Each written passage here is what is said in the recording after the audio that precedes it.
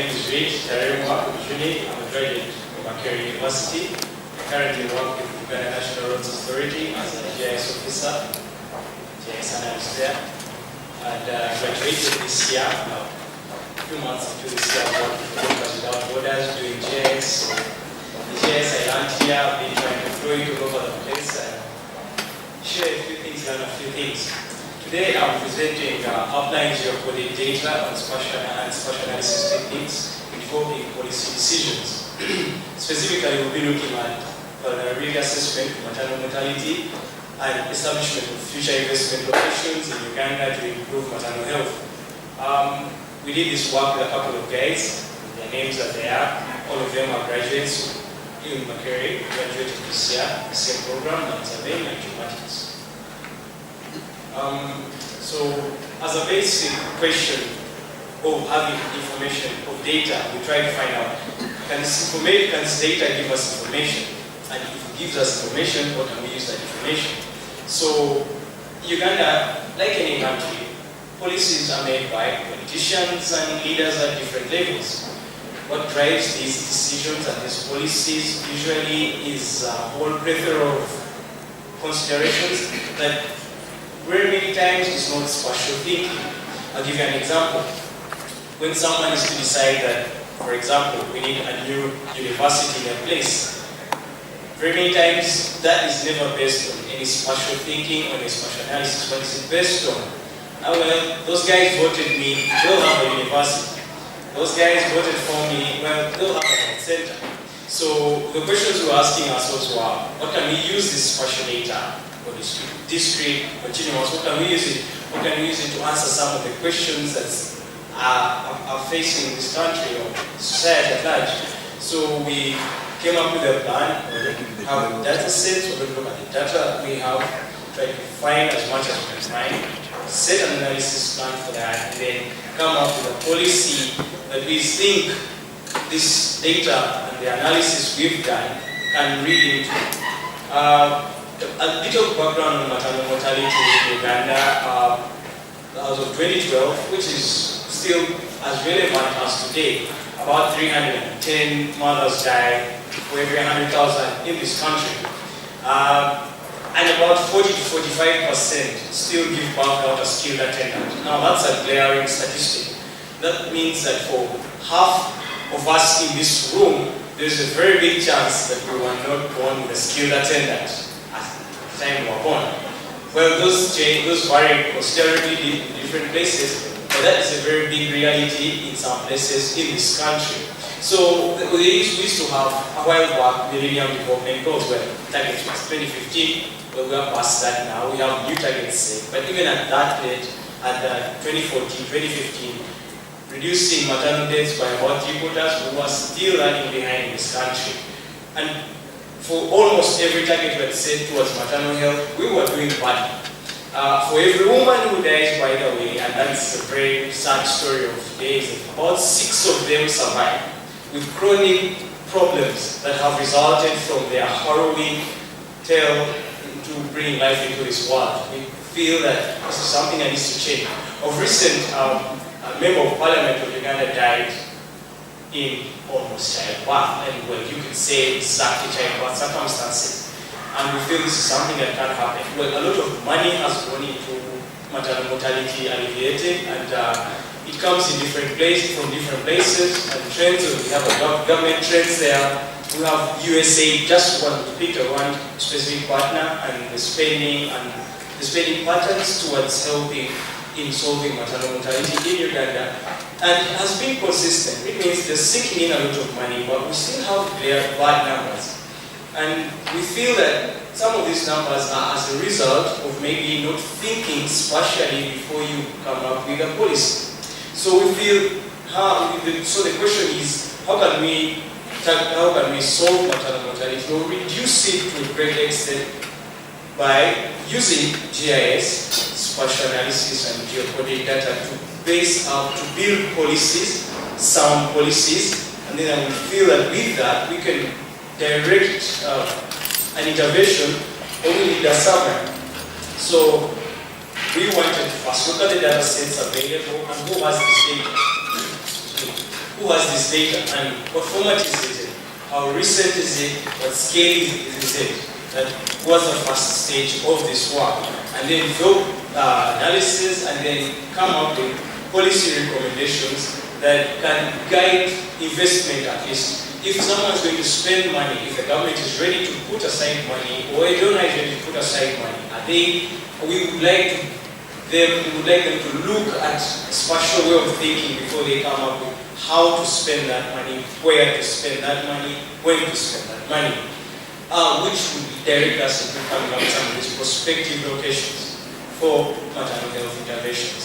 So the first task was finding the data, look at experts, meet industry experts or sector experts, these are medical doctors, review statistics from different hospitals, from the ministries of health that are concerned. Then sit down, after that we came down with indicators that build vulnerability to maternal mortality. What have we found to be indicators that someone is going to be very vulnerable to dying when giving birth? And task 3 was to compare and contrast. We have a vulnerability model, which is a map, and we're trying to see, okay, if we say that this place has high vulnerability, we compare what has been done there, what is being done there, in terms of investment and policies. Some of the indicators we used most of the data from Demographic Health Survey, Ministry of Health and the hospital, and other hospitals in this country. Some of the indicators were a big problem, like for example, problem getting to health center, delivering at home. When someone who is delivering at home, you know very well that in case of a complication, this person has a much greater chance of dying. And a host of other data sets, I wouldn't go through each of them individually. So the biggest task was to get these indicators to be seen spatially or be understood spatially. If it is, say, access to a health facility, we want to look at that for the whole country and come up with at least a scale. The best access, someone who has very easy access to a health facility, that would be high. Maybe someone who doesn't have easy access to a health facility, go low. At the end of the day, what we're trying to come up with is show up on a map would have something where it's surface that from one end of the spectrum to another end of the spectrum, how easy is it for someone to get to a facility if they are pregnant? How easy is it for them to get antenatal care? And the like. So we came up with a methodology for executing our work. The most important job here was finding the data. And this data is available. Fortunately, which was a big surprise to very many of us, our Demographic Health Survey does very comprehensive surveys that, I will give you an example, they have data on mobile phones in this country. They have which households have a radio at that scale. So the data was there. So finding it and normalizing it so that we have data sets from several different sources, how do we have them making sense in relation to each other? Then after doing that, we got our data sets, combined them, weighted them. Now weighting them was giving them importance. Say, if someone has a mobile phone, how does that factor in their standing a higher chance to maybe resulting into a maternal mortality statistic? That may be a big factor, but what about the factor like, say, malaria treatment? How this mosquito net?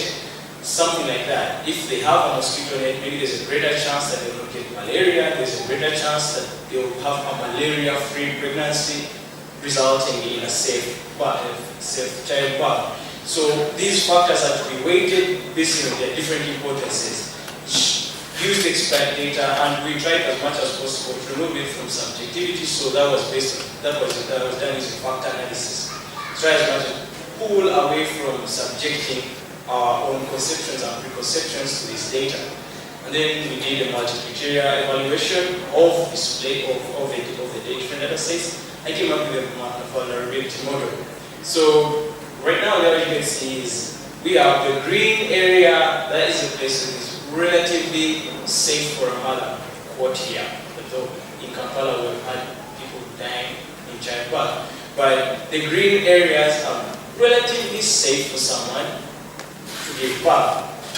The red areas are clearing out there. Most of the yellow areas are in middle ground. So in middle ground, what is the middle ground and what is the red area, what's the red area? The scale starts from high to low, which means that ultimately the statistics or the numbers, we can't predict that exactly, but we can say that we feel there is a greater chance that this person, based on the array of factors, has a bigger risk in dying from childbirth. So we try to look at the back of this. Why is this happening? So which is, for example, we pick a snapshot of one of the places that were showing crazy numbers. Sorry for why. But like Nepal. And so you can see how each factor contributes to the vulnerability or to the number ultimately there. We have electricity, things like health facilities, know where to go, as a person literate, and these kind of factors. You can see the presence of a health facility there factors in greater. But still, some other factors are undeniable, like having electricity, for example, which we thought maybe wasn't so great, but after talking to a couple of health professionals and getting to know that if you reach a health center that does not have electricity and you need an operation, then you're in trouble.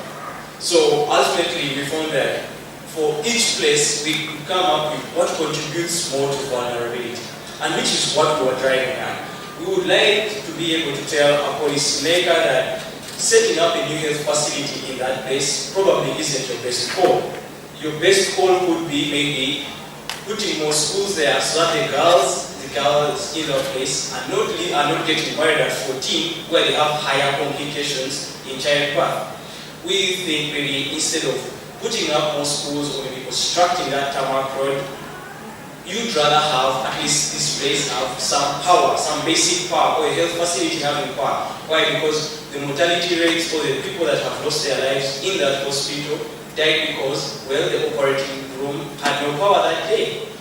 So this is what we're trying to look at. Can we think spatially, and when we think spatially, inform a policymaker? Our drive at the end of the day is to inform this policymaker.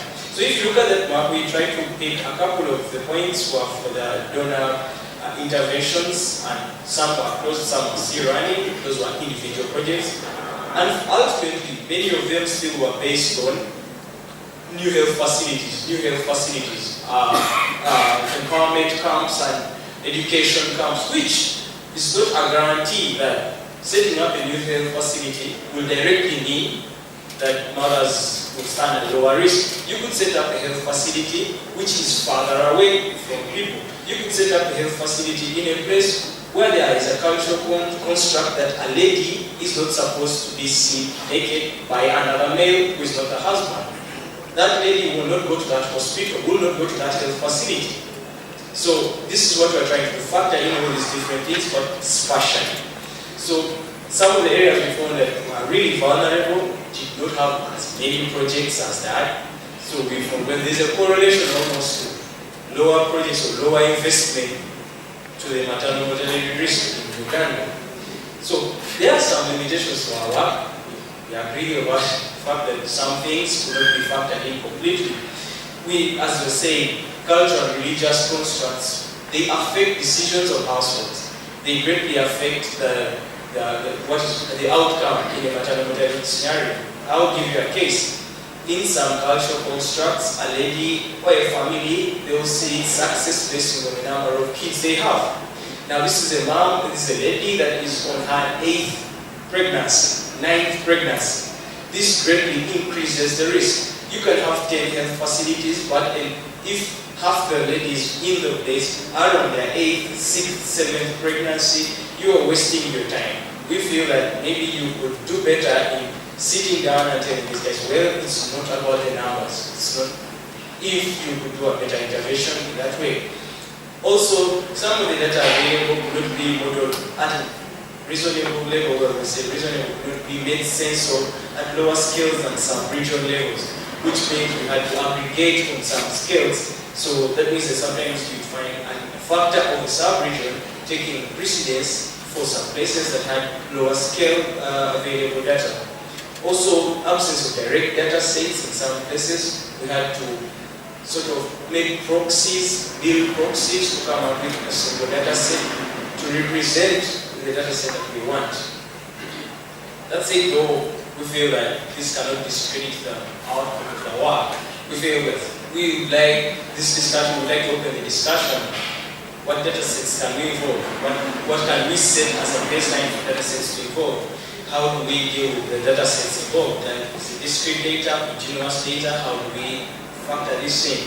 What did we include in, what did we miss? We probably missed a layer on cultural constructs and something like that. How would you want that to look? How would we make that look? Also accuracy issues, because demographic health survey do their work regularly in Uganda by annual basis. And about you use data, you have the latest survey, we're using about 2012, 2013 data, which is collected in 2011 to be able to aggregate it and produce these reports. So ultimately your data is about 2-3 years back. That doesn't still discredit the output that this can be done. Also, our risk areas, as from the results, they're as good as the data sets you put in. If you have a skewed data set, there's a great chance, a biased data set, there's a great chance you can have biased output.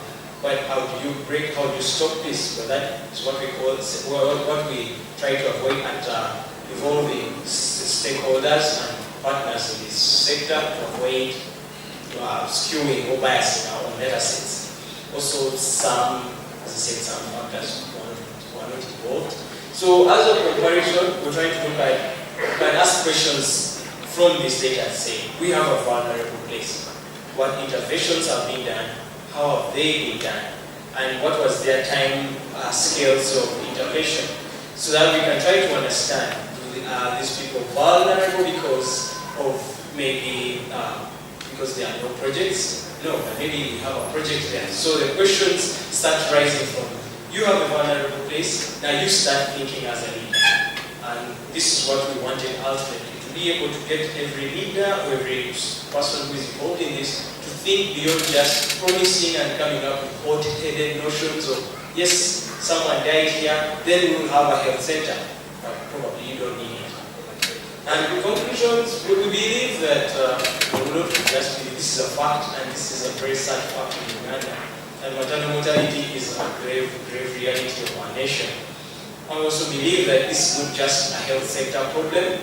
This is a problem that can be solved by coming by a multifaceted approach. So to say, you can improve the economy. Say, if you improve education, the people who are getting married know what to have these children. They know where to go. They know what to do. They are thinking of being responsible in terms of the number of children they are going to have. Ultimately, you probably have not invested directly in a health facility, but you can solve maternal mortality. Social investment, that is the environment factors we're talking about, some of these drives and campaigns that are helping to driven at changing mindsets.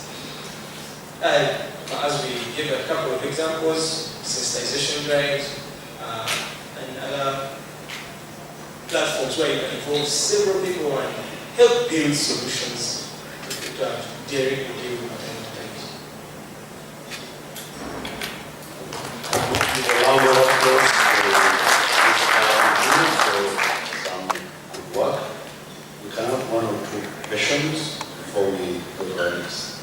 Thank you, Mr. Taremwa, for your in-depth presentation of that research. My question is, from your findings, I'm not even sure if it's a question, but well, this is what I have to say. But you're saying policies in our country are more premised on political factors and other factors rather than the technical point of view. And well, from your presentation, it's crystal clear. What's the way forward? Should we print out your research findings and we table them at Parliament, or if there is a politician here, we get onto his neck so that they start involving technical people in their policy making, or what's the way forward? Going forward, results were based on what we had and what we did there. We feel that if you came up with this data and much more comprehensive data sets and sat down to directly deal with, say, a specific issue, we feel yes, you can provide a good input to decision making. You can provide a great input to decision making. Do you want to hold your politicians by the neck? Yes. And some of these guys will have you sued for that. Don't try that. But I feel yes, we can create an